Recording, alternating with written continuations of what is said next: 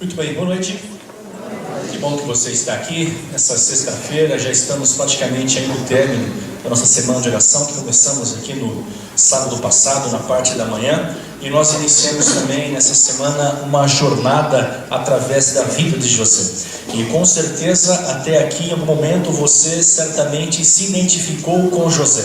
Alguma história, alguma experiência, algum fato que José viveu que é bem semelhante também ao que você vivenciou na sua vida, experimentou em sua história. Enfim, certamente quando você lê a Bíblia sempre há descobertas, experiências que você encontra ali que de alguma forma então parecem fazer sentido na sua vida, ou então se encaixar justamente com alguma coisa que você já viveu ou que está vivendo, ou então quem sabe que irá viver também posteriormente. O fato, amigos, é que na realidade as histórias que nós encontramos na Bíblia, todas elas servem para o mesmo objetivo.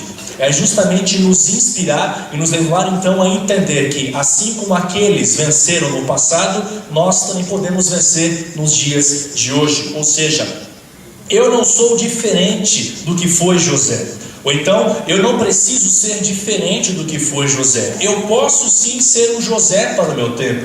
Eu posso ser um Davi para o meu tempo. Eu posso ser uma Esther para o meu tempo. Eu posso ser um Gideão para esse tempo. Ser uma Maria para esse tempo. Ser um apóstolo Paulo, um Pedro. Enfim, eu posso exatamente fazer aquilo que os homens do passado e mulheres também um dia fizeram. Ou seja, todos eles eram seres humanos exatamente como cada um de nós. Eles não eram super homens ou super mulheres, não tinham eles também uma natureza super especial, quase que divina, quase que santa. Eram pecadores, eram pessoas falhas. Muitos deles também, inclusive, cometeram grandes erros em sua vida. Davi, por exemplo, você vai falar de Davi? Davi, ele mentiu, Davi matou, Davi adulterou, Davi, ele foi fundo em seu pecado, mas ainda assim a Bíblia diz que Deus, ao olhar para Davi, dizia que ele era o homem segundo o seu coração. Amigos, a grande verdade é que nós temos uma dificuldade de olhar para pessoas que erram,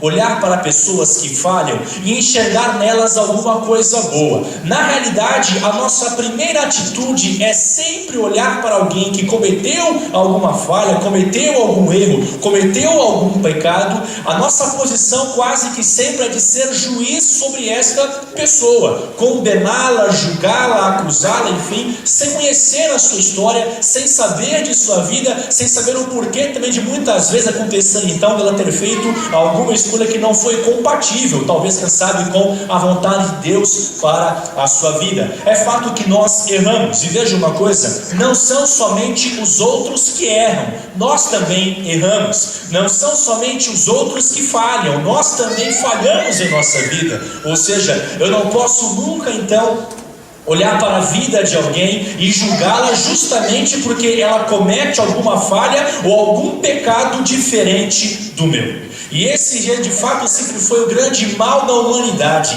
é julgar com base naquilo que ele não faz. Se eu não roubo, então eu julgo quem rouba. Se eu não mato, eu julgo quem mata. Se eu não estou mentindo, se eu não minto, então eu julgo quem mente. Se eu não adultero, eu julgo quem adultera. É assim que nós fazemos. Costumamos então acusar, julgar com base nos pecados que nós não cometemos, mas todavia nos esquecemos de que nós também temos pecados, não iguais uns aos dos outros, mas ainda assim são pecados. E seja qual for o pecado, a Bíblia diz o seguinte, que o pecado faz separação entre Deus e o homem. Ou seja, não importa se foi uma mentira, se foi um adultério, se foi um roubo, se foi um assassinato, não importa. A grande verdade é que o pecado, seja ele menor em grande escala, não importa, mas o pecado em si, ele causa separação entre Deus e o homem. Mas é justamente nesse aspecto, nessa separação que há entre Deus e o homem, nesse probleminha chamado pecado, que você então encontra a maravilhosa graça de Deus. E o mais incrível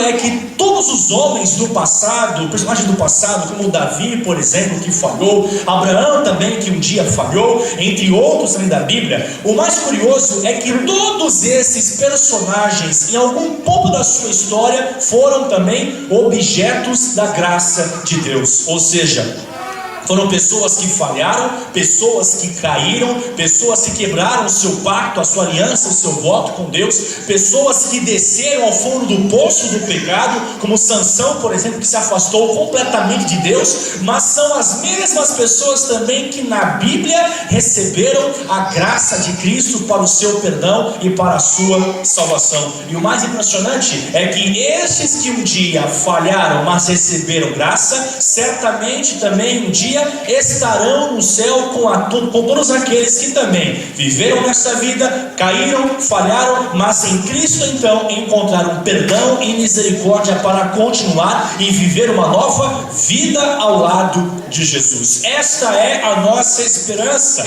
este é o nosso consolo, o nosso conforto. É que onde abundou o pecado, superabundou a graça. E ainda bem que a graça é maior que o pecado. Ainda bem que a graça ela sobrepõe ao pecado, porque isso significa que não importa o tamanho do meu pecado, a graça ela é sempre superior, maior do que o meu pecado. Não é à toa aquela linda música cristã, maravilhosa graça, maior que o meu pecado, né? Graça, quão maravilhosa graça. E realmente esta graça, ela é maravilhosa, ela é grandiosa, é poderosa, é incrível, e esta graça, ela tem o poder de transformar todo aquele então que a recebe gratuitamente em sua vida. E aqui você então observa o ponto crucial, o ponto mais importante dessa graça, é que a graça não exige preço algum. A graça ela é totalmente de graça, ou seja, não existe nada,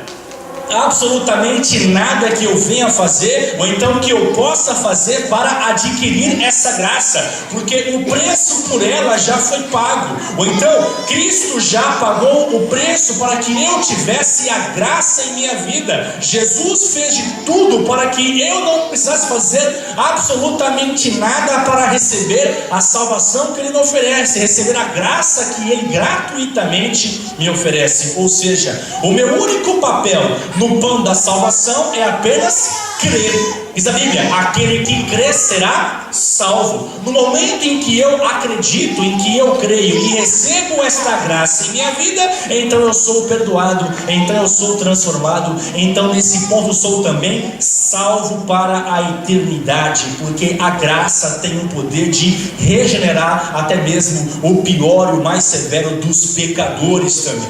E amigos, a vida de José, a história de José é uma história da onde você pensa, ou então de onde você tira muitos assuntos e temas para se refletir.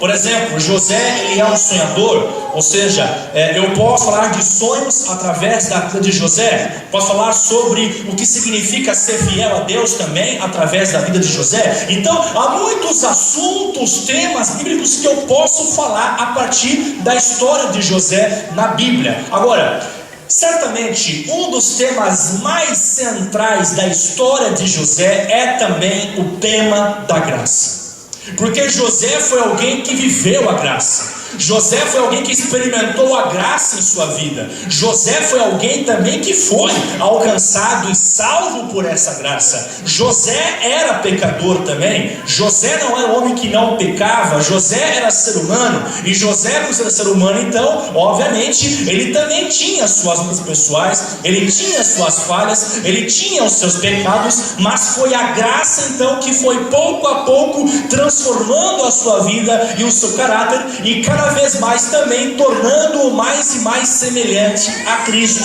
Mas o ponto mais importante é que José não somente foi alcançado por essa graça, mas José também foi aquele que compartilhou esta graça àqueles que estavam à sua volta. E é nesse ponto então que chegamos agora justamente ao momento mais importante, o momento mais emocionante, mais incrível da história de José na Bíblia. O momento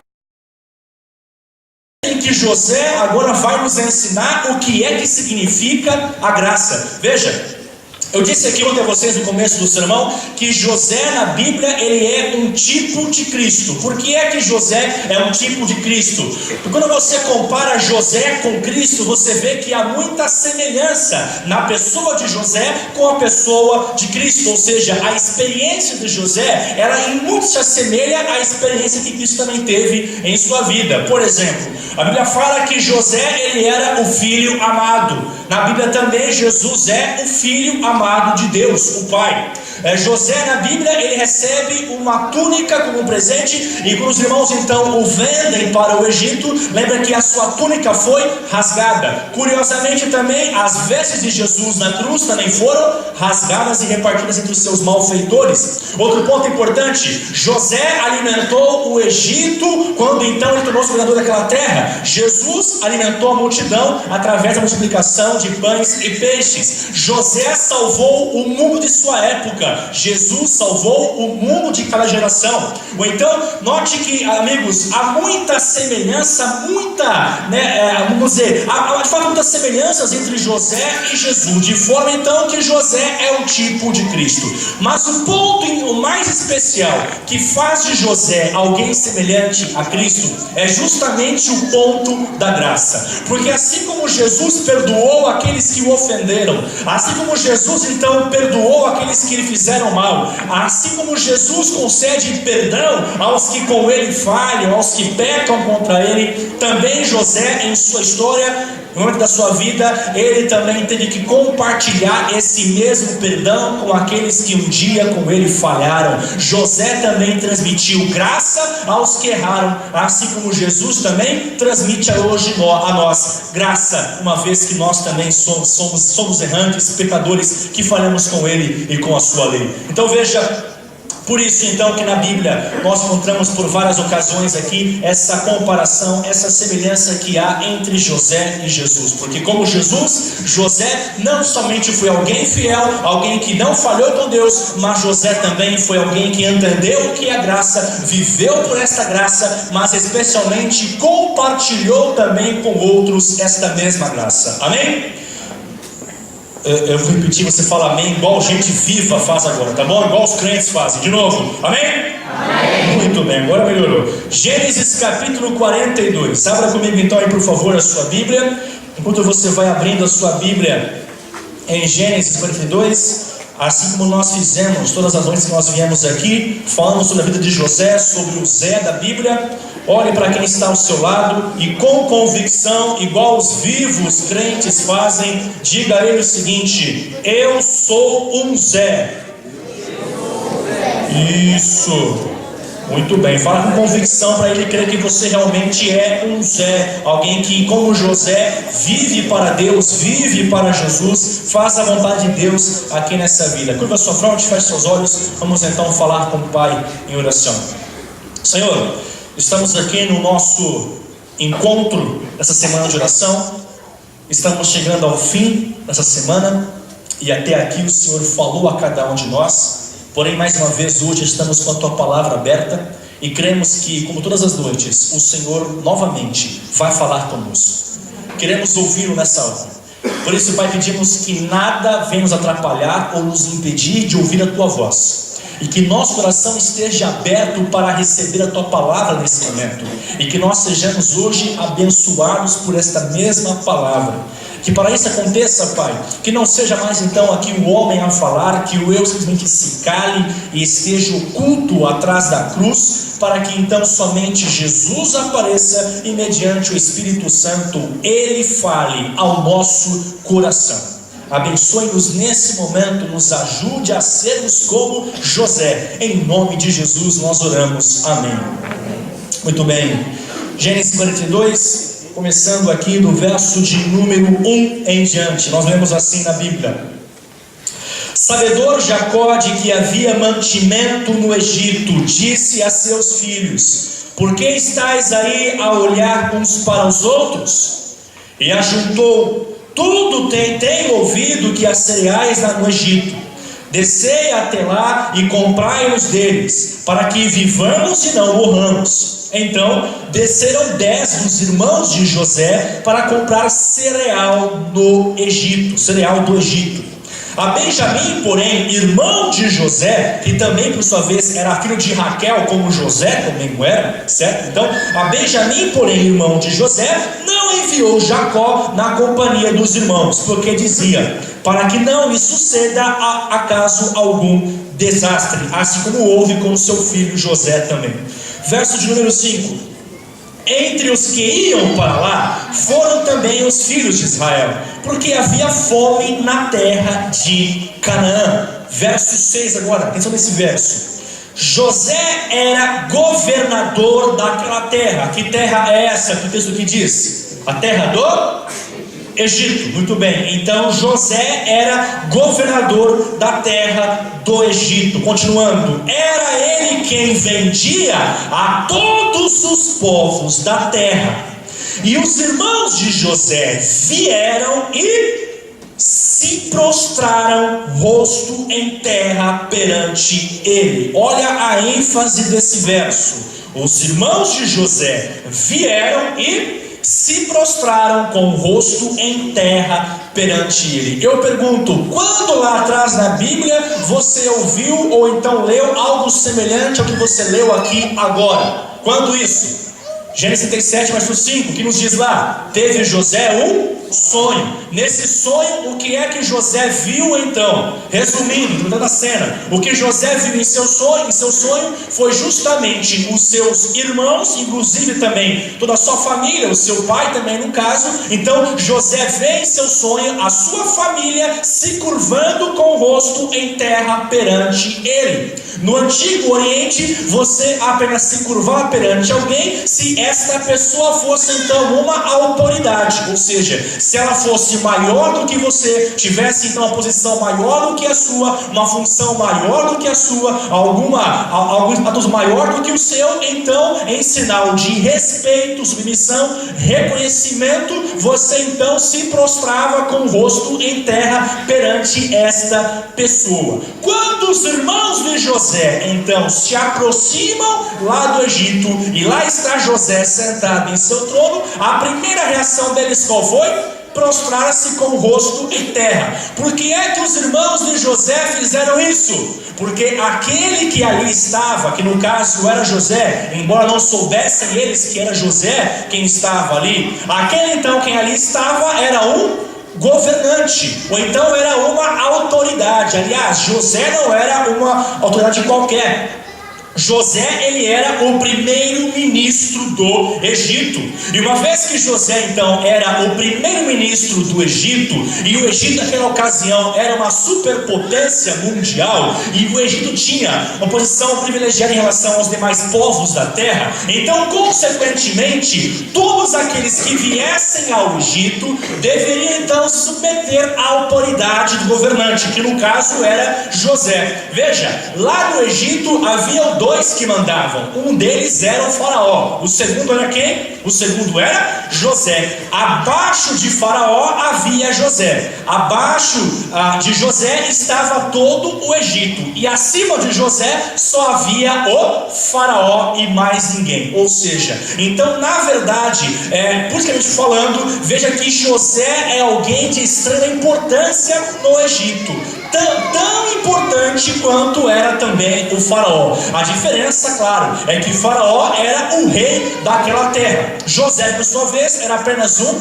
administrador. Mas era óbvio que todo o Egito e os povos da terra também submetiam-se a José, justamente porque José era quem mandava. Então os irmãos se aproximam, aqueles 10 homens se aproximam, e então por essa razão se prostram perante José. No mesmo momento então, observe que aqui o autor quer destacar o seguinte, que o sonho de José se cumpre justamente nessa hora, porque Deus disse que José ia ser autoridade, seria um governante, e que a sua família ia reconhecer e submeter-se a essa autoridade também. Quando José então vê os irmãos na fila para pedir mantimento, uma vez que aonde eles viviam também a fome ali havia chegado, então note que José de pronto ele reconheceu que aqueles 10 não eram estranhos, mas eram seus irmãos. estavam todos eles ali. Claro, o tempo passou, alguns mudaram, envelheceram, enfim, mas a verdade é que José, ao olhar para aqueles 10 homens, então ele prontamente reconheceu ser então os seus irmãos, os mesmos que anos atrás lhe haviam traído e vendido aquela terra, a terra do Egito. E note, amigos, eu disse para vocês aqui que na verdade quando José ele olha para os seus irmãos, ele os reconhece, ele os encontra naquele exato momento. Eu disse para vocês que na verdade ainda havia no coração de José alguns sentimentos mal resolvidos no passado. Ou seja, por mais que tudo havia passado, José era um governante, estava numa boa, tranquilo, ainda assim José tinha aqui dentro uma coisa que não foi bem resolvida. Ou seja, aquela marca da mágoa que José vivenciou por ser vendido por seus irmãos como escravo ao Egito, essa marca permanecia. Ou seja, José não se lembrava talvez desse fato, desse episódio, ainda chorava. Afinal, José sofreu o que sofreu no Egito justamente porque os irmãos lhe fizeram o que fizeram, venderam como escravo, abandonaram, deixaram sozinho, enfim. Então, a razão pela qual José sofreu tanto em sua vida foi devido ao grande mal que os irmãos lhe haviam feito. E ouça uma coisa, é verdade uma coisa, amigos, que muitas vezes também nós acabamos sendo vítimas do mal que alguém um dia nos ocasionou. E note que na realidade acontece que por vezes esse mal que um dia nos fizeram é o mal que nos persegue por toda a vida, ou então muitas vezes fica um trauma do qual dificilmente nós conseguimos então nos livrar. E foi justamente o que houve com José. José havia esquecido, o tempo havia passado, Deus havia abençoado, promovido, honrado José, mas a mágoa permaneceu, calada, escondida, mas ela ainda continuava em seu coração. Quando José avista os seus irmãos, é como se tudo aquilo que um dia José sentiu viesse à tona novamente com força agora. Ou seja, não duvido de que no primeiro momento a reação de José, ou então o pensamento de José foi justamente um pensamento de vingança. Por que vingança? Porque agora ele era autoridade, agora ele tinha poder, agora José mandava e desmandava, ou seja, a situação havia se revertido. Anos atrás José era apenas o irmão mais novo, inocente, frágil e indefeso. Agora José é uma autoridade, agora José é primeiro-ministro e os irmãos dele são os seus servos naquele momento, dependem de José, precisam de José, ou seja, a vida então agora presenteia José com essa grande chance de finalmente então pagar com a mesma moeda todo o mal que aqueles 10 homens então um dia lhe fizeram. E quando José recebe os homens ali à sua frente, que se prostram perante ele, note uma coisa: José passa a interrogá-los com uma certa, vamos dizer, dureza ali, com uma firmeza nas palavras, justamente então para saber como é que estavam os irmãos, ou então para saber se nesse tempo que havia passado houve alguma mudança no pensamento e coração dos seus irmãos. Outro ponto importante: José, quando ele olhou para os irmãos, a primeira pessoa que José procurou foi quem? O seu irmão mais novo, Benjamim. José contou, viu que só haviam 10 ali, percebeu então que Benjamim não estava ali, e por essa razão então José quis saber justamente do seu irmão e também, claro, saber do seu querido pai Jacó. Por isso então essa questão, esse diálogo que você encontra em Gênesis 32 entre José e os seus irmãos. E veja o que diz José. José então os recebe, os homens então se dizem: olha, Senhor, nós somos então hebreus e estamos aqui para comprar alimento e levar para a nossa terra, uma vez que estamos passando fome em nossa região. José nessa hora então acusa os irmãos de serem espiões, na verdade, e eles estavam ali não para comprar mantimentos, mas estavam ali justamente com a intenção de espionar aquela terra e então posteriormente tomá-la à força em uma eventual guerra que pudesse então aparecer, surgir. Só que os irmãos entram em pânico e dizem: nós somos homens de bem. Aliás, nós somos todos filhos de um mesmo pai, Jacó, lá em Canaã. E nessa hora então José tem a deixa. Quem é o pai de vocês? Ele ainda está vivo? Como ele está? Como ele está vivendo? E dizem, não, nosso pai ainda vive. É um homem já velho, é um homem já idoso, mas nosso pai ainda está vivo. E foi ele quem nos enviou. E José disse, então vocês são os filhos que ele tem? Eles disseram, não, na verdade nós temos mais 2 irmãos. Agora veja a resposta. Um morreu e o outro está com o nosso pai em casa. Quem era esse que havia morrido supostamente? Quem era esse? José. Os irmãos se referem a José como sendo alguém que havia morrido. Veja, os irmãos não tiveram mais notícias de José desde que o venderam como escravo para o Egito. Nem através do Facebook, através das redes sociais, enfim, nada. Não tiveram rastro nenhum de por onde então José poderia ter passado, de onde então José se encontrava. Agora, note, José também não teve mais notícias nem de seu pai e tampouco também de seus irmãos. Quando ele os encontra, vê apenas 10 e por isso não quer saber como estava o seu pai e como também estava o irmão mais novo. Daí, José então faz uma jogada, e foi a seguinte, veja, tudo bem, vocês levam o alimento para a casa de vocês, para o pai de vocês, mas é o seguinte, para que eu saiba que vocês não são espiões, e que estão aqui, para fazer o bem, para apenas alimento, enfim, então eu faço o seguinte, voltem para a terra de vocês, e quando vierem novamente comprar mantimento aqui no Egito, tragam quem? Tragam o irmão mais novo, tragam Benjamim, no caso. E como garantia de que os irmãos iriam partir, mas iriam voltar para o Egito, o que José faz? Ele aprisiona um deles em sua própria terra. Irmãos, quando os irmãos de José começam então agora...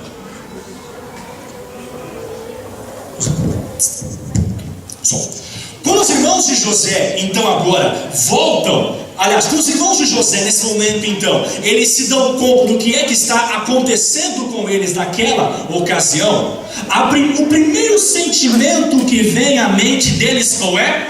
Sentimento de culpa. Sentimento de culpa. Veja o seguinte, olha aqui para Gênesis 42, no verso de número 21 em diante. Então disseram uns aos outros: na verdade somos culpados no tocante ao nosso irmão, pois lhe vimos a angústia da alma quando nos rogava e não lhe acudimos, por isso nos vem esta ansiedade. Respondeu-lhes Rúben: não vos disse eu, não pequeis contra o jovem, e não me quisestes ouvir? Pois vedes aí que se requer de nós o seu sangue. Quando os irmãos se dão conta de que eles estão passando por um aperto nessa hora, estão sofrendo, estão sentindo exatamente a mesma agonia que José sentiu no peito dos seus próprios irmãos, a primeira coisa que eles veem ao coração é sentimento de culpa. E amigos, nessa vida não existe nada pior do que a culpa. Nenhum sentimento é pior do que o sentimento de culpa. Nenhuma dor é pior do que a dor causada pela culpa. Porque é algo que assombra, é algo que persegue, é algo que vai matar você inclusive. Aliás, a culpa é algo que rouba a sua paz, tira o seu sono durante a noite, rouba o seu sorriso, rouba a sua alegria, tira de você a esperança. Aliás, ela o deixa envergonhado. Você não tem coragem de dar a cabeça erguida, porque você teme que as pessoas olhem para você e apontem o seu erro, apontem o seu pecado. Aliás, hoje em dia há muita gente que está longe de Jesus, ou então longe da igreja, justamente por quê? Porque a culpa o persegue, a culpa o tormenta. Ou seja, eles têm então o pensamento e sentimento de que se vier à igreja, todo mundo então vai olhar para ele, e mais uma uma vez então culpá-lo ou acusá-lo pelo mal que um dia ele cometeu. Então note, nessa hora os irmãos de José são tremendamente assombrados por essa culpa e dizem: gente, nós estamos agora pagando pelo mal que um dia fizemos ao nosso irmão José. Tudo que nos vem nessa hora foi por causa daquilo que nos fez José, porque José implorou, José rogou, José pediu que fizéssemos aquilo, mas nós não lhe ouvimos e lhe causamos mal. E Rúben, o mais velho, disse: eu não avisei, cambada? Eu não avisei vocês? Eu disse: não façam mal ao menino, mas vocês não me ouviram, né? São os cabeças do mesmo, não querem me ouvir. Fizeram mal ao rapaz, está aí agora, bem feito para vocês, entendeu? Bem feito para vocês, porque o que nós fizemos a José, agora Deus fará conosco também. Sabe o que é interessante? É que o ser humano, ele tem em si esse sentimento de que tudo de ruim que lhe acontece é na verdade castigo de Deus. Você percebeu que em nossa vida, tudo que não dá certo, tudo então que de ruim acontece, nós associamos como sendo uma repreensão divina ou um castigo divino? Se alguém ficou doente, Deus castigou. Se alguém sofreu algum acidente, Deus castigou. Se alguém teve algum problema, Deus castigou. Tropecei na rua, Deus castiga. Tá vendo só? Bem feito. É isso aí. Queimou a língua um dia lá comendo comida quente? Bem feito, Deus castiga. Tá vendo só? Fala demais, mas acontece aí agora. Ou seja, nós temos a ideia de que tudo de ruim que acontece é castigo de Deus, é repreensão de Deus. E nós criamos então essa imagem de que Deus, assim como Ele faz o bem a nós, Ele também faz o mal, Ele causa o castigo também. Por exemplo, no Novo Testamento, quando Jesus ele veio ao mundo, lembra que Jesus encontrou muitos enfermos em seu ministério. E houve uma ocasião em que Jesus encontrou um cego de nascença ali no caminho, na região ali, a região de Siloé. E quando então os discípulos avistam aquele cego lá em Siloé, o que eles dizem? Mestre, quem pecou para que ele ficasse assim, nascesse assim? Quem pecou? Foi ele ou foram os seus pais? Por quê? Porque havia essa ideia de que quando alguém então pecava, certo? A doença que ela sofria era castigo de Deus. Ou seja, o leproso era então alguém que foi castigado por Deus. O cego era alguém que foi castigado por Deus. Então qualquer que fosse a doença, para os judeus era castigo divino, porque a pessoa pecou, ou porque talvez então no passado o pai, o avô ou alguém também havia pecado, e por isso agora então eles estavam sofrendo por algum pecado passado. E havia essa filosofia. Aliás, essa ideia, mentalidade, ela ainda existe entre nós. E nós achamos que muitas vezes nós estamos pagando por algum mal que nós fizemos. Ou então pagamos pelo mal que um dia alguém da nossa família cometeu. O pai fez, ou a mãe fez, os avós fizeram, enfim.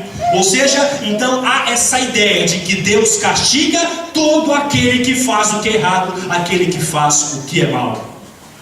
Uma coisa importante: Deus é um Deus justo, é verdade. Deus é amor. Sim, Deus é amor.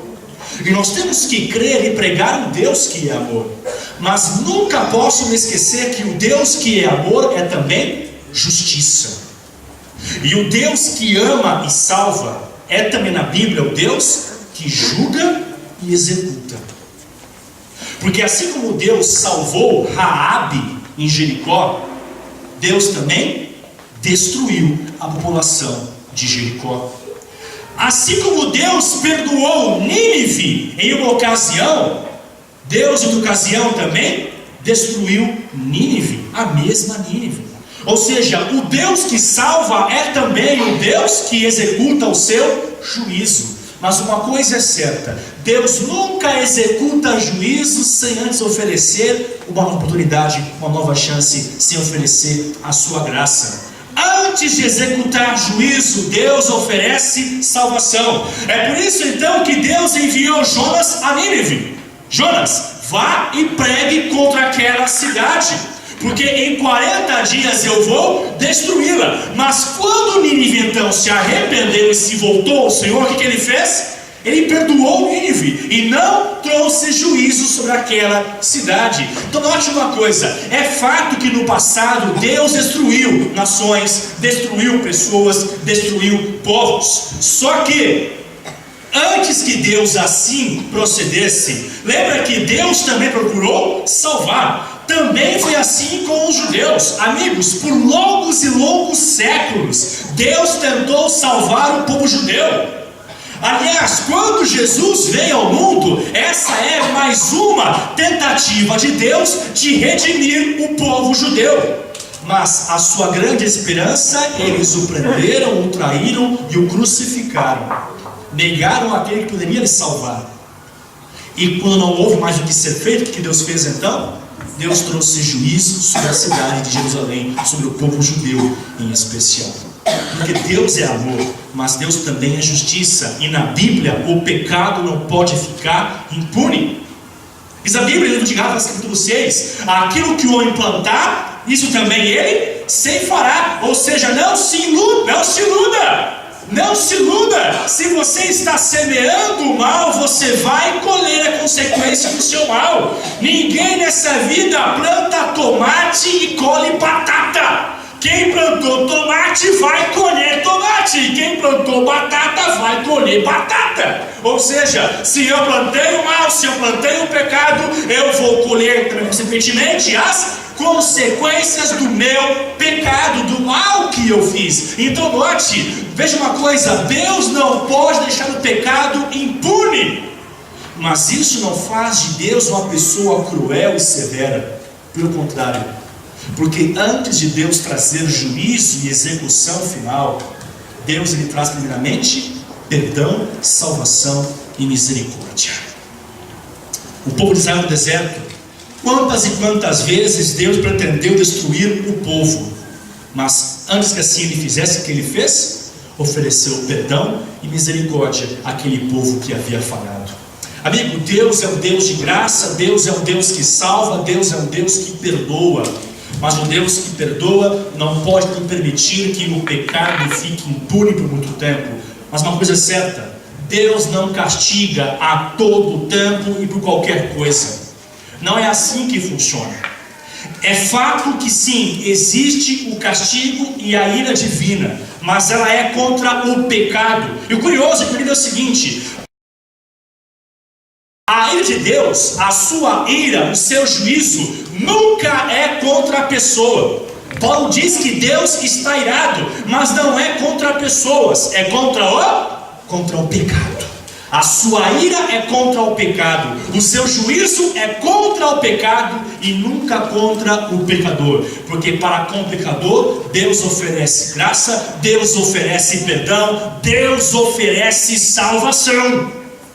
Você não fala amém não, criatura? Amém. Eu vou repetir, tá bom? Eu vou repetir, espera um pouquinho aí. Então veja, Deus é um Deus que traz juízo, mas a sua ira, o seu juízo não é contra o homem, mas é contra o pecado, porque para o homem Deus concede misericórdia, bondade, amor, perdão, salvação e graça. Amém. E agora você tem um encontro de José com seus irmãos. A culpa os atormenta.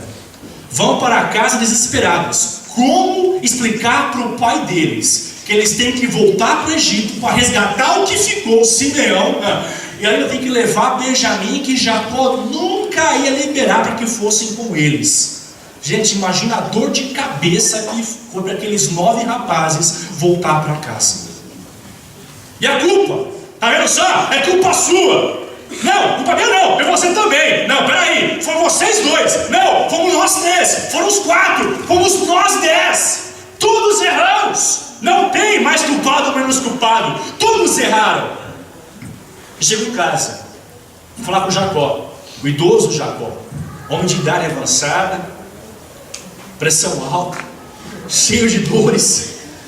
Imagina o Jacózinho da notícia: seu filho foi preso. Como é que é? Pior do que isso ainda, pai. Nós temos que levar Benjamim conosco. O que foi? Imagina o B.O. que ia ser falar com o pai Jacó, que eles tinham que levar Benjamim para o Egito. ainda mais para o Egito, né? Ainda mais para o Egito. Eles disseram: ô pai, é o seguinte, nós estivemos no Egito, trouxemos aqui o alimento, nós vamos ter que voltar para comprar alimento e por mais 2 motivos. Quais?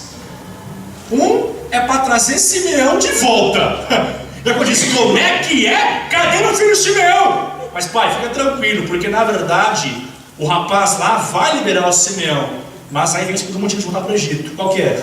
Nós temos que levar Benjamim para ele conhecer também. Sem Benjamim não tem Simeão de volta. Gente, Jacó entrou em pânico.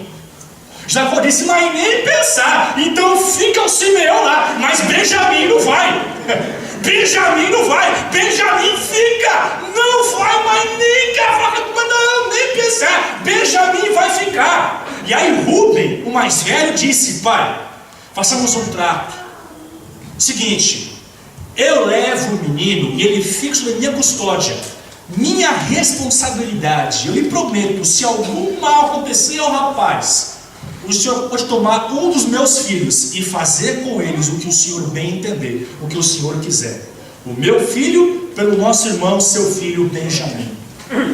Depois de muita insistência, muita relutância de Jacó, ele então finalmente resolveu liberar e deixa Benjamim então partir com os irmãos. Meses mais tarde, então voltam os irmãos agora com quem? Com o jovem Benjamim, irmão ali, né, genuíno de José, filho de Jacó e Raquel, assim como José também o era. Gente, e nessa parte você vê algo interessante na Bíblia, que os homens da Bíblia realmente são humanos. Sabe por quê? Quando José vê Benjamim de longe, o que José faz?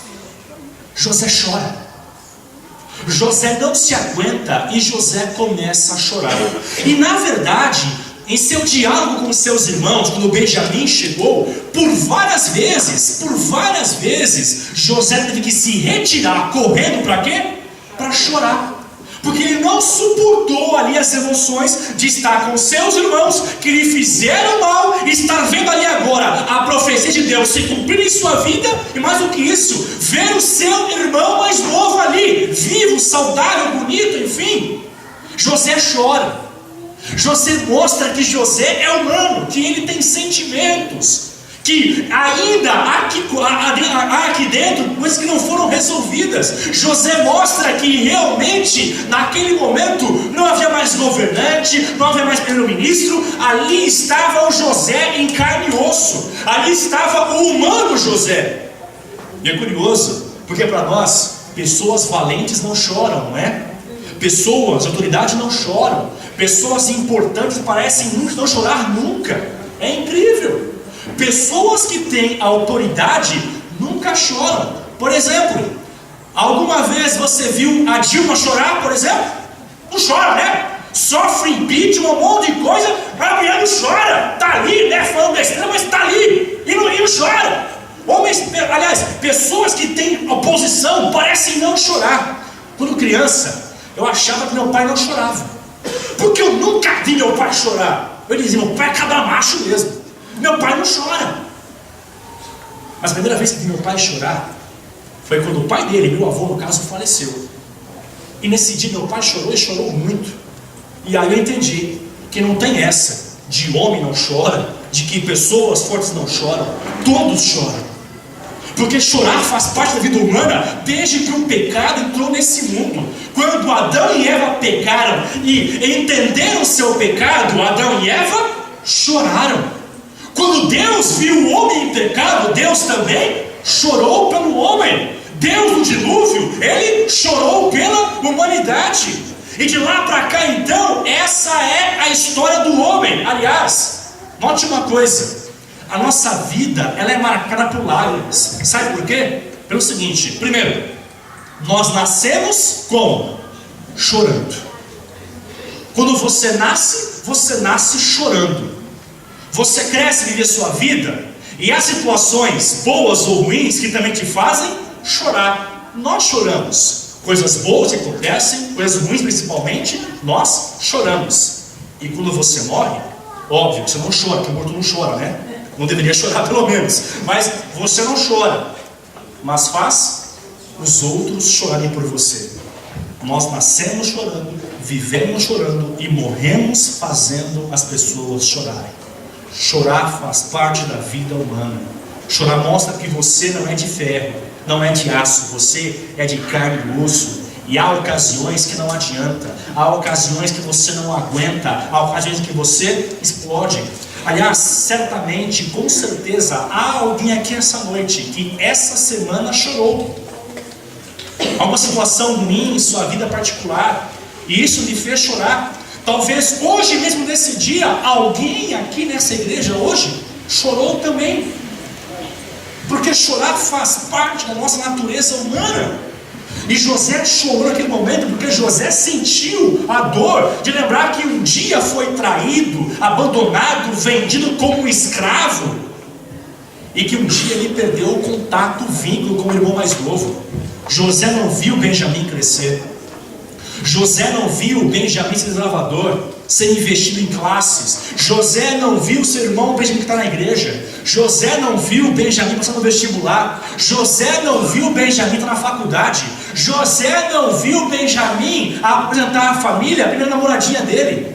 José não viu Benjamim viver. Aliás, José não viu seu pai. Não acompanhou o resto dos dias de seu pai Jacó, a quem ele tanto amava. Por isso ele chora. Mas amigos, um ponto importante começa a partir daqui. José faz um jantar, uma refeição para a sua família, para os irmãos no caso. E curiosamente, a disposição dos lugares à mesa estavam na mesma ordem de nascimento dos filhos de Jacó, dos irmãos de José, do mais velho ao mais moço. E quando eles então tomam parte à mesa, se sentam à mesa, eles notam que a ordem em que eles foram se sentar era exatamente a ordem que eles haviam nascido, de Rúben até Benjamim. E disseram, que curioso, como é que esse homem acertou assim, aleatoriamente, a nossa ordem de nascimento? Mal sabia eles que na verdade aquele rapaz sabia muito bem, né, qual era a sua ordem de nascimento.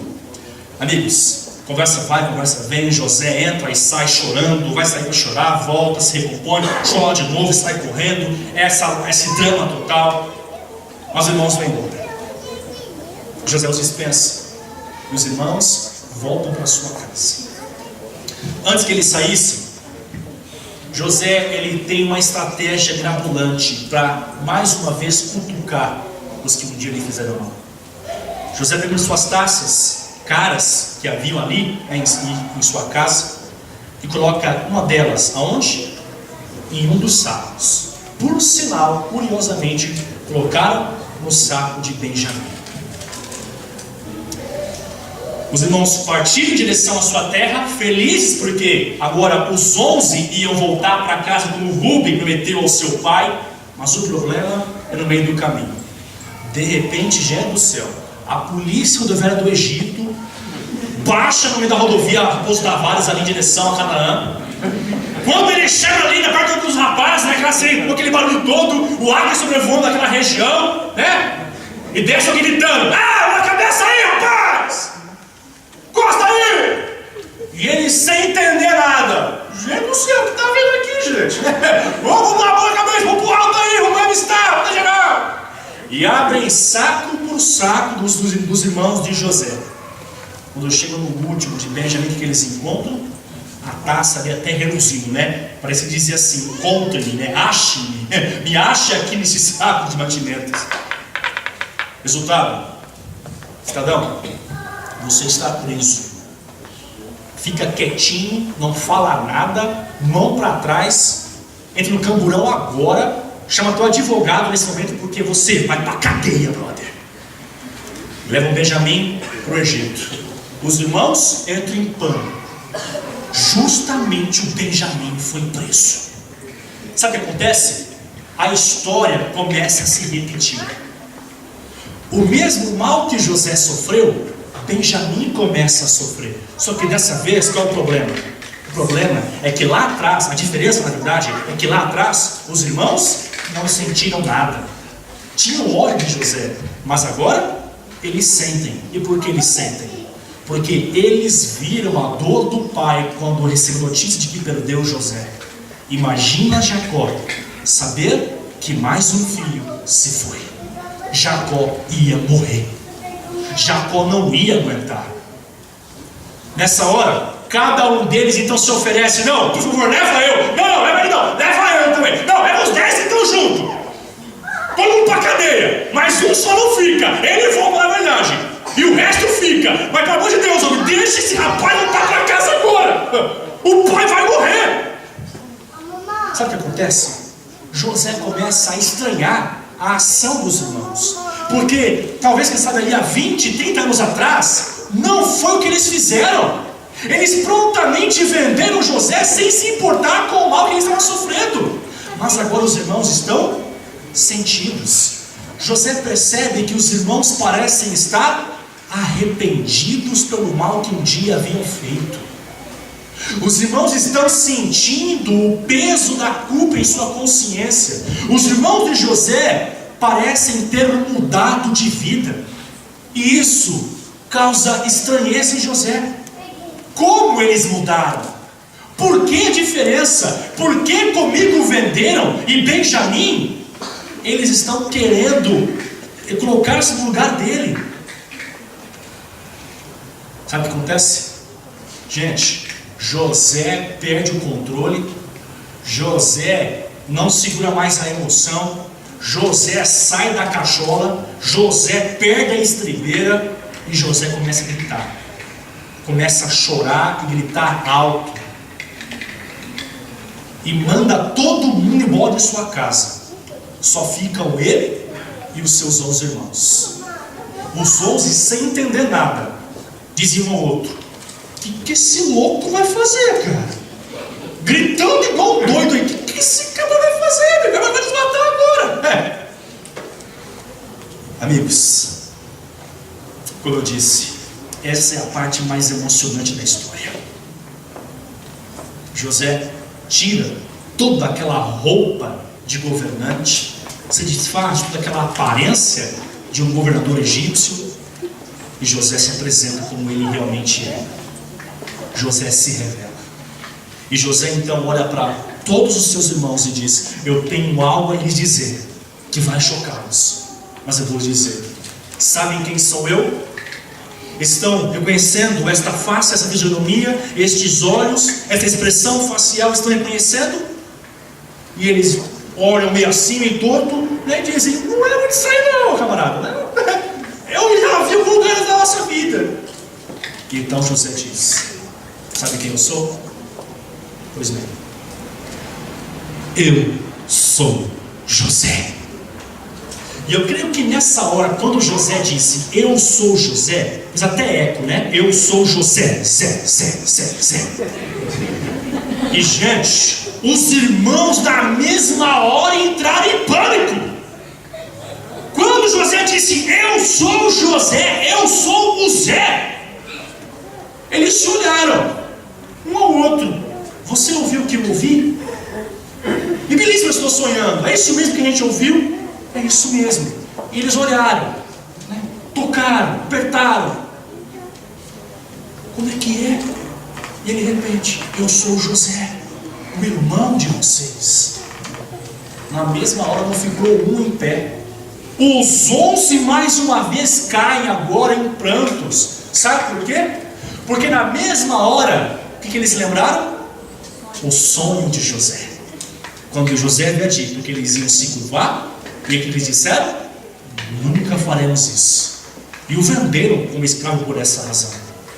Mas naquela hora, os irmãos se deparam com o próprio José, exatamente na condição, na situação a qual Deus já havia predito lá atrás em Canaã para José e a sua família, os seus irmãos.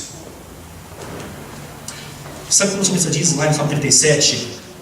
Que Deus um dia fará deixar claro como a luz do dia que o justo é justo. Sabe como Deus diz na Bíblia que Deus um dia fará o justo florescer? São ocasiões como essa que mostram que esse texto é real. Os irmãos de José se reencontram com ele anos mais tarde, numa situação que eles nunca jamais esperavam encontrar. Como José reagiria agora?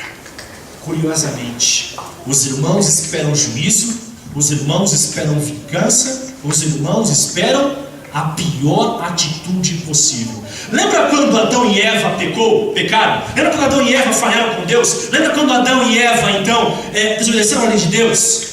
E Deus os encontrou no meio do jardim. Foi o encontro deles, na verdade. Eles se esconderam.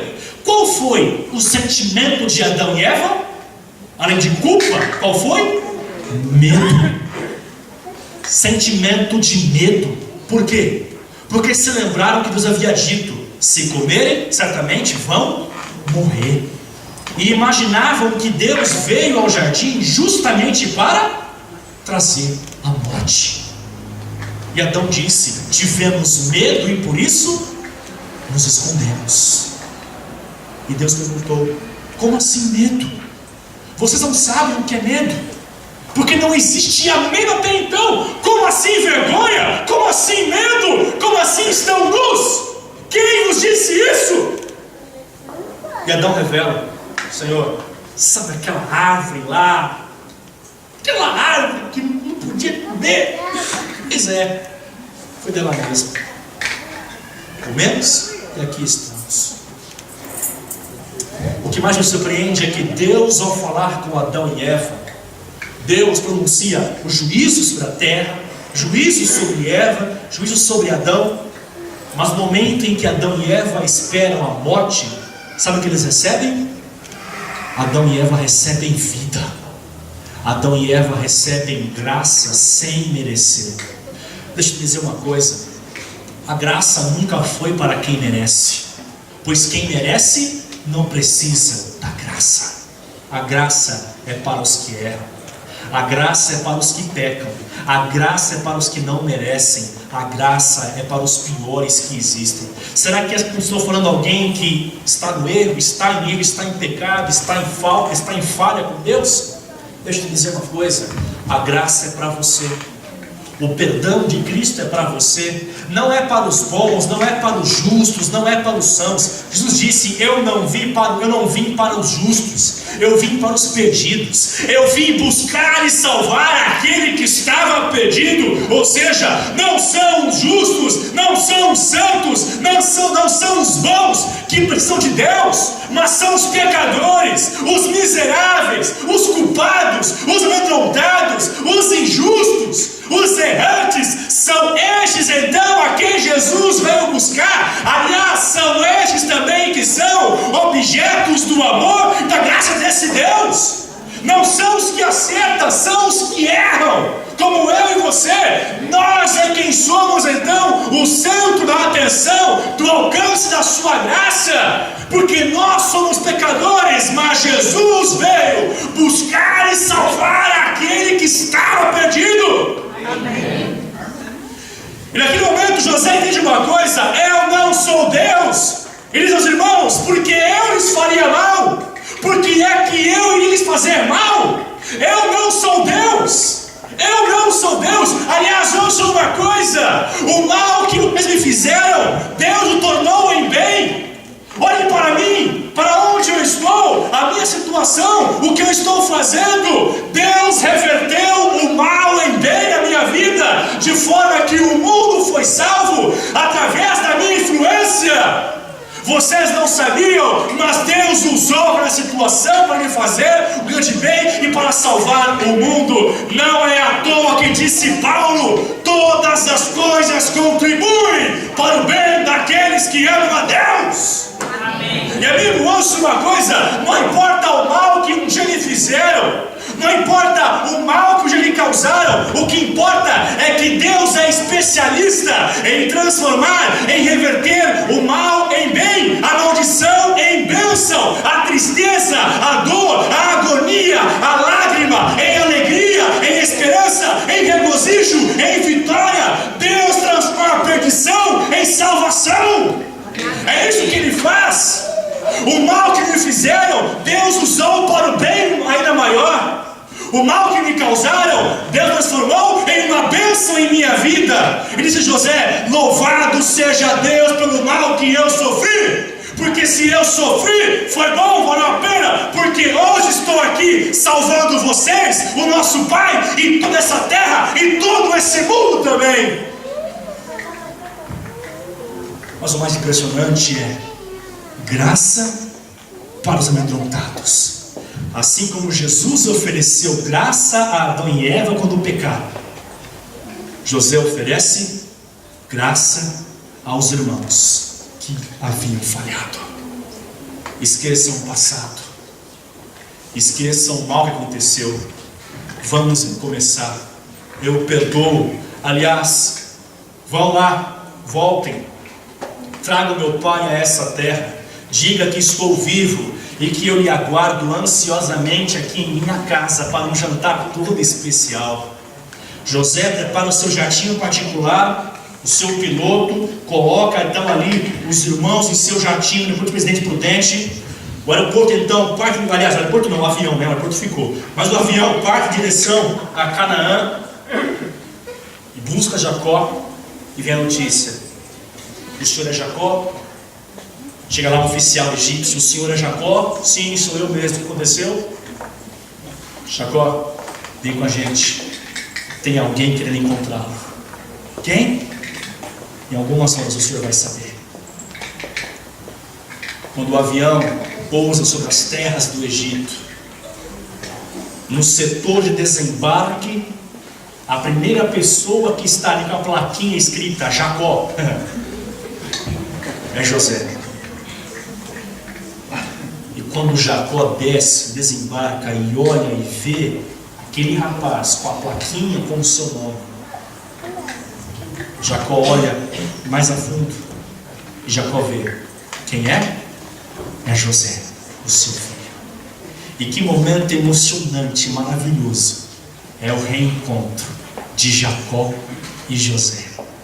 Quantos anos se passaram desde o último olhar, o último abraço, o último beijo, o último adeus? Mas agora, uma nova alegria, um novo sorriso, uma nova história está para começar. Eu quero encerrar nessa noite dizendo a você algumas coisas. Em primeiro lugar, não importa quantas vezes você falhou, onde abundou o pecado, superabundou a graça. Não importa quantas vezes você se desviou, Jesus ele foi além para resgatá-lo, porque o Filho do Homem veio buscar e salvar aquele que estava perdido. Não importa quantas vezes nessa vida você se afastou de Deus, Deus nunca se afastou de você. E hoje, mais uma vez, Deus veio ao seu encontro para salvá-lo. Eu creio que nessa vida nada é por acaso. E eu não vim de São Paulo aqui à toa. Mas eu não vim de tão longe à toa, mas eu vim por uma razão. Eu vim porque essa semana Jesus queria falar algo para você. E talvez ele pensou que eu seria o instrumento para fazer isso. Eu posso não saber quem é você, mas eu sei de uma coisa: eu sei o Deus que te conhece. Eu sei quem é o Jesus que te conhece muito bem. Eu posso não conhecê-lo, não saber da sua história, mas Deus o conhece, Deus o sabe. E hoje eu estou aqui falando para você sobre esse Deus.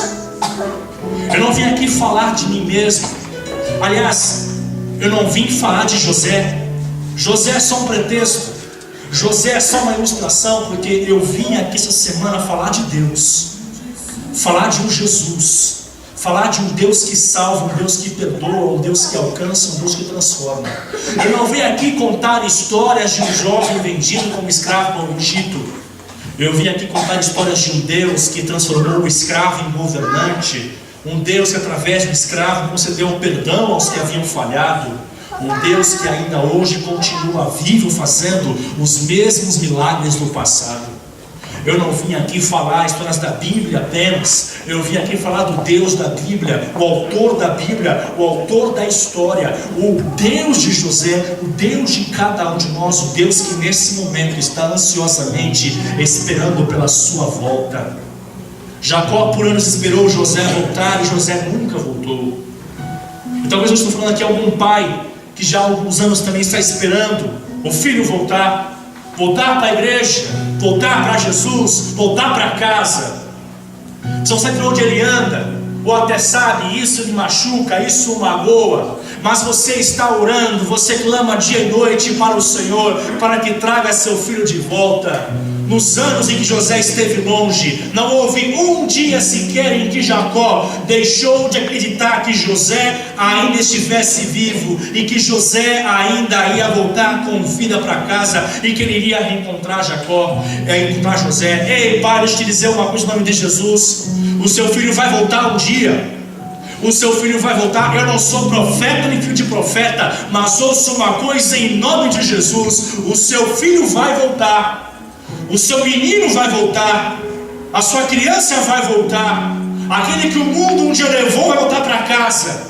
Pode voltar arrependido, perdido como filho pródigo, quem sabe, machucado, mas ele volta. Uma hora ele vem, uma hora ele se dá conta da sua vida, uma hora ele cai em si e uma hora ele volta. Não desista, não deixe de orar, não deixe de crer que Deus um dia vai trazer de volta aquilo que um dia a vida levou, que o diabo levou. Não deixe de crer que um dia aquele que partiu, revoltado, rebelde, longe de Deus, um dia vai voltar, humilhado, entristecido, mas arrependido e restaurado por essa graça maravilhosa.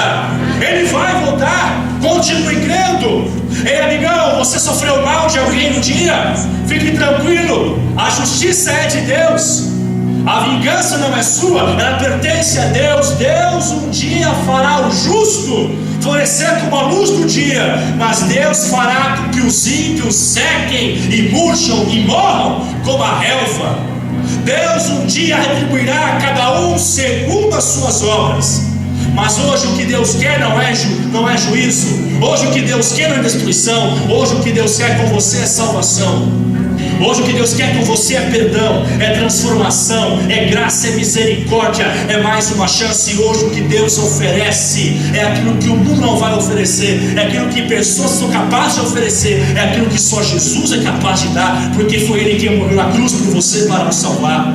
Não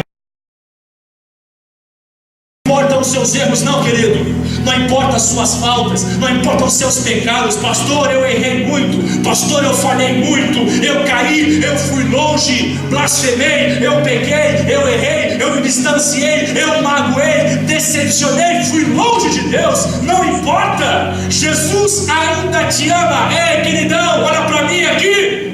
Olha para mim e me escute.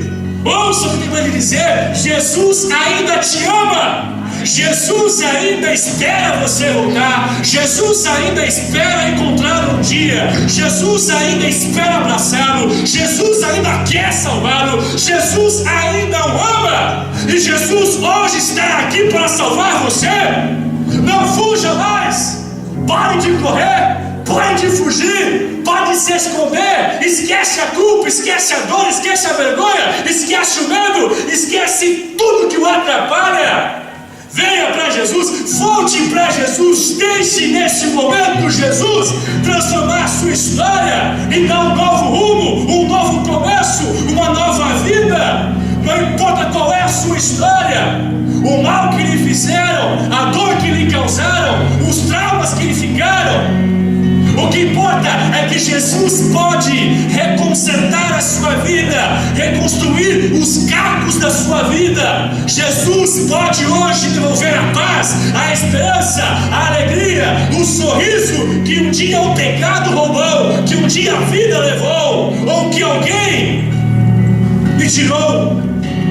Jesus pode hoje recomeçar por você. Mas para isso é preciso você dar um passo de fé e de coragem e dizer: Jesus, toma meu coração, toda a minha alma, porque eu quero viver só para Ti. Estou falando essa noite a alguém que se encontra longe de Jesus. Hoje, meu apelo é para você decidir voltar para casa. Sabe por quê? Porque o Pai está aqui te esperando voltar. Estou falando hoje a alguém que ainda está relutante em encontrar-se com esse Pai, com esse Cristo. Chegou o teu dia, queridão. O teu dia de voltar, o teu dia de se reencontrar, o teu dia de se acertar com Deus.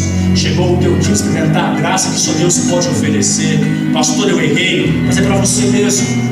A graça é para você mesmo. É por isso que se chama graça.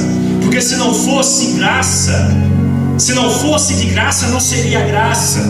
Se não fosse para os que erram, não seria graça, seria recompensa. Deus não quer te recompensar por nada, Deus quer te dar graça. Deus quer te dar gratuitamente, sem que você mereça. Deus quer dar, entendeu o recado? Deus quer te dar a graça e não te recompensar ou presentear com uma graça. Você ouvirá uma canção nesse momento, e ao você ouvir essa última canção, mais uma vez, o Espírito Santo vai se mover em nosso meio, e esse mesmo Espírito vai falar diretamente ao seu coração. Existe alguém aqui essa noite que precisa nesse momento se acertar com Deus? Talvez você até é membro desta igreja já há alguns anos e nunca se afastou assim publicamente da igreja. Manteve a sua posição, manteve a sua frequência, o seu nome nesse lugar, os seus cargos, mas você sabe que aqui dentro tudo está errado. Aqui dentro tudo está longe, tudo está bagunçado, tudo está em pedaços.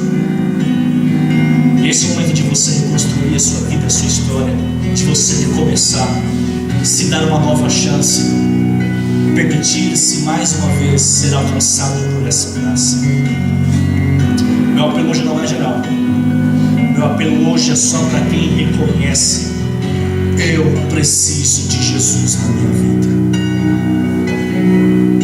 Se há alguém que precisa de Jesus em sua vida hoje, enquanto nossos amigos estiverem aqui cantando, aonde você estiver, quero orar por você, e por isso eu convido a colocar-se em pé. Não precisa ter vergonha, porque vergonha é continuar no pecado, vergonha é viver a vida miserável que você está vivendo até aqui. Isto é vergonhoso.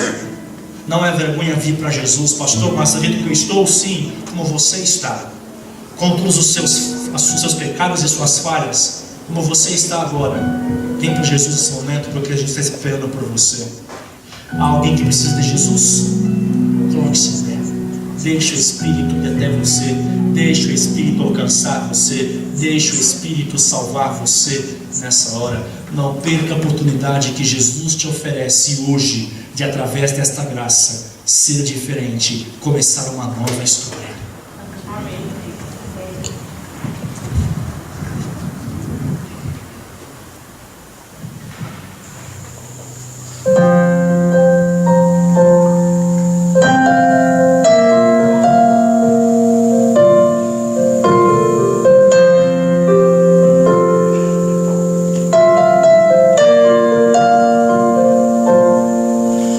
Faz um tempo que eu não entro aqui, quanta coisa já mudou.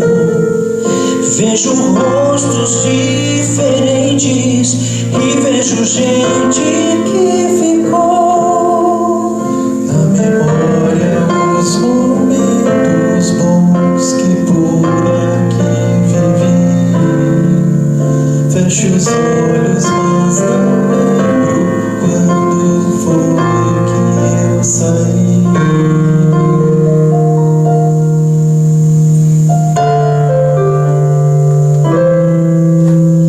E hoje eu venho aqui na tua casa, Pai. Eu quero te contar tudo que guardo em segredo. Senhor, eu quero entrar na tua presença e encontrar o teu amor. As pessoas vão seguindo em frente, buscam realizações, mas não percebem que o Deus vivo pode suprir suas paixões. Não vale a pena muito querer paz interior, mas se esquece da igreja e das palavras do Senhor. Quer esse perdão? Quer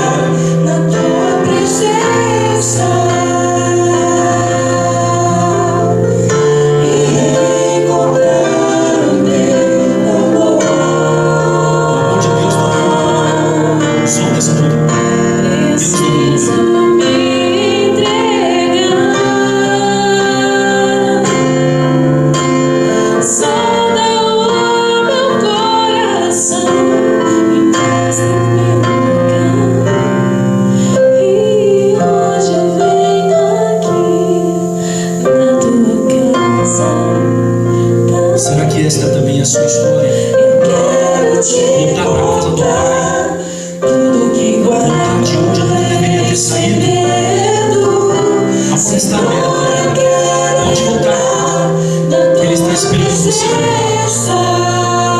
Ele vai receber as braços abertos esse dia. Ele vai encher de esperança para a vida.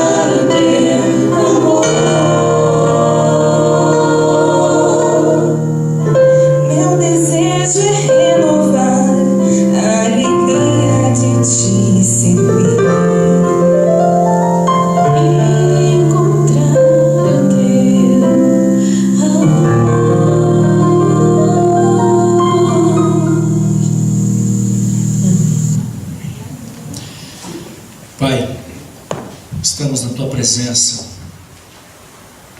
do jeito que nos encontramos, com todos os nossos defeitos e pecados, mas certos da Sua misericórdia e graça. Arrependidos, Senhor, nos aproximamos de Ti nesse momento, para buscar o Teu perdão e receber a Tua graça, a Tua compaixão. Nós erramos, mas o Senhor é o Deus que conserta erros, que repara estas falhas, desacertos de nossa vida.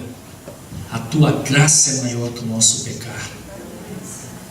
É verdade que o Senhor é Deus de justiça também, mas a Tua graça precede a Tua justiça, e ela nos alcança e nos livra da Tua ira, nos livra de todo o mal e nos leva ao Teu reino, ao Teu paraíso.